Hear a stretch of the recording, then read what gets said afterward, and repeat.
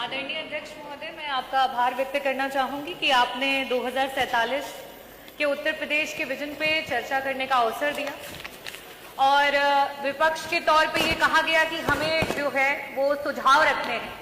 अध्यक्ष जी, 9 वर्षों की जब से ये सरकार है, लगातार विपक्ष और हमारे राष्ट्रीय अध्यक्ष श्री अखिलेश यादव जी आप लोगों को सुझाव देते आए हैं, लेकिन आपने ना तो सुझाव को सुना और ना ही उस पर कोई कार्य किया। मैं अध्यक्ष जी, अगर विजन के उत्तर प्रदेश के विजन की बात करूंगी तो ये जरूर कहना चाहूंगी कि प्रदेश का विजन तभी धरातल पर उतरेगा जब उसका सारा विभाग एकत्रित होकर के एक साथ काम करेगा। हमारे बेसिक शिक्षा मंत्री जी यहीं पे हैं। आज बेसिक शिक्षा का विभाग जो है वो बेसलेस विभाग हो चुका है, क्योंकि इसी सदन में कई बार बोला गया कि मंत्री जी विद्यालय जर्जर हो चुके हैं, विद्यालयों को बनवा दो। मंत्री जी ने कहा ना। मंत्री जी स्कूलों में जो है शौचालय नहीं है, बनवा दीजिए। मंत्री जी ने कहा ना। हमने कहा कि मंत्री जी बच्चों को वहां पे शुद्ध पेय जल नहीं मिल रहा, जल दिलवा दीजिए। मंत्री जी कहते हैं ना।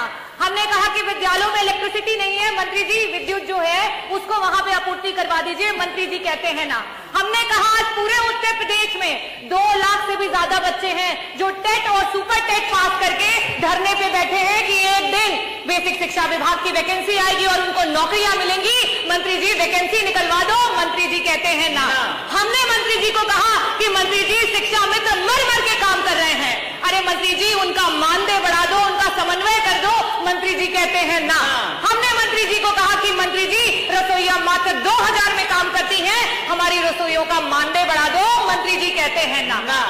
अरे समय बड़ा कम है, मैं आऊंगी। हमारे ऊर्जा मंत्री जी दिखाई नहीं दे रहे हैं। आज ऊर्जा विभाग जो है डबल बी विभाग हो गया है। डबल बी माने बी से भ्रष्टाचार और बी से भेदभाव। मंत्री जी जब जनता के बीच में जाते हैं तो कहते हैं निजीकरण मेरा अकेले का निर्णय नहीं है।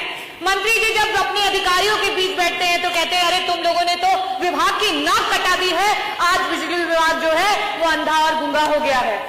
लेकिन वही जब इस सदन में मंत्री जी बैठते हैं और हम कहते हैं कि मंत्री जी निजीकरण जो है विभाग को मत बेचो, तो मंत्री जी कहते हैं ना।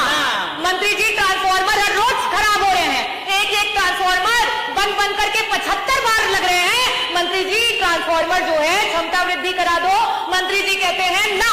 मंत्री जी को कहा जाता है कि मंत्री जी आपके विभाग में पॉलिसीज खराब है, आपके जो पॉलिसी बनाते हैं आपके चेयरमैन वो एक IAS ऑफिसर है, शायद उनको विभागों का ज्ञान ना हो। मंत्री जी IAS ऑफिसर हटा करके समाजवादियों ने जिस तरीके से इंजीनियर को वो पद दिया था उनको वो पद दिलवा दो। मंत्री जी कहते हैं ना। मैं यही कहना चाहूंगी कि ऊर्जा विभाग मंत्री है नहीं, बड़ी बड़ी बातें करते हैं और उन्हीं के डिस्कॉम में पश्चिमांचल में आज इतना भेदभाव है कि सिर्फ एक ही जाति का व्यक्ति, वो कहते हैं हम बनिया की दुकान नहीं चलाते, और पश्चिमांचल डिस्कॉम में सारे एक्सीएन सारे MD सिर्फ एक ही जात के भरे गए हैं और मंत्री जी कहते हैं ना। हमारे स्वास्थ्य मंत्री दिखाई नहीं दे रहे हैं, क्योंकि बड़ी निराशा हुई कि हम विजन पे चर्चा कर रहे थे और मंत्री जी ने जब अपनी बात करनी शुरू की तो अपने 9 साल के कार्य नहीं गिनाए। मंत्री जी का तो विभाग रेट्रोग्रेड विभाग हो चुका है, क्योंकि उन्होंने अपने 9 साल के कार्य नहीं गिनाए, उन्होंने तो पुराने कार्यकालों को गिनवा करके अपनी बात शुरू की। अपने विभाग के उन्होंने अस्पताल नहीं बताया, सबसे पहले गेहूं के उत्पादन से बात की। तो ये अपने में दर्शाता है कि हमारे जो मंत्री जी है वो क्या कर रहे हैं। मंत्री जी को कहो कि इंफ्रास्ट्रक्चर ठीक करा दो, डॉक्टर दिलवा दो, ICU के बेड बढ़वा दो, दवाइयां दिलवा दो, तो मंत्री जी कहते हैं ना। हम उस सरकार से विजन की बात सुन रहे हैं जिस सरकार में आज सरकार के मंत्री जो है वो रोड पे बैठकर धरना देने को मजबूर हो गए।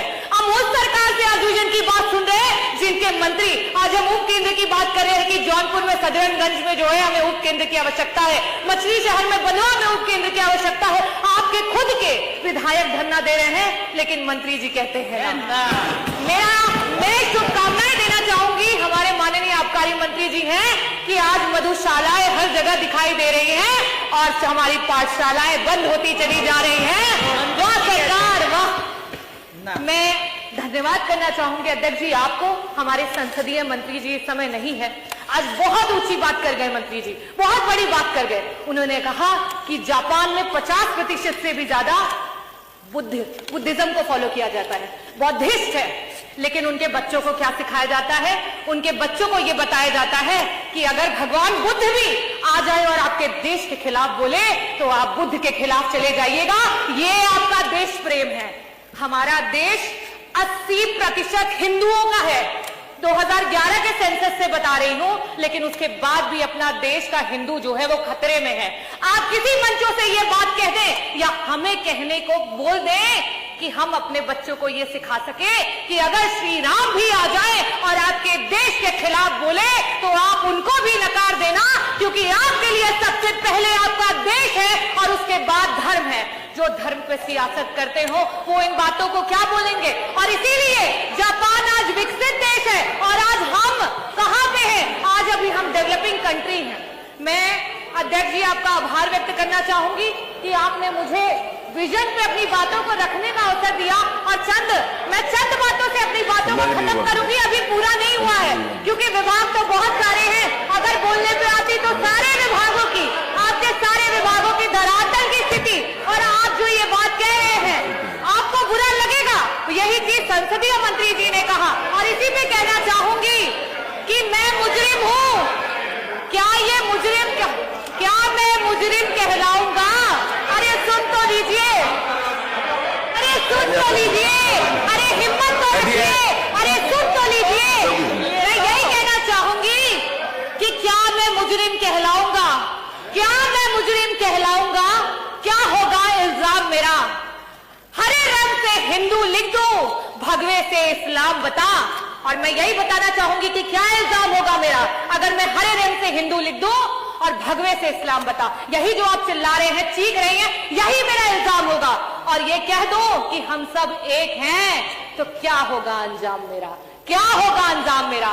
संविधान की जय, भारत माता की जय, जय भीम, जय समाजवाद। एक बार अध्यक्ष जी पूरा